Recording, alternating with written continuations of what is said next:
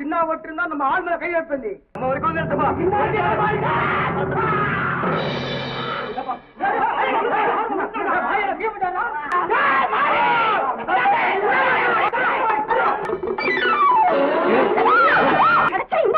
பத்து 15 ரவுடி பசங்க என்ன ஒதுக்கிறதுக்கு வரானுங்க.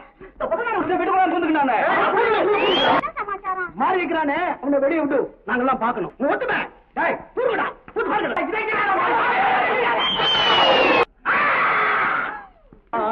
ஊர்ல தான் தான் பெரிய ரவுடி நினைச்சிருந்தா ஆரம்பம். அவன் என்ன பண்ணா தெரியுமா? அந்த மாதிரி வயநாளுங்க கத்திரி வச்சு போட்டு கீழே தட்டாருமா. அவன் அவுட்டு அந்த காலி அவனே அடிச்சுட்டான் நீ.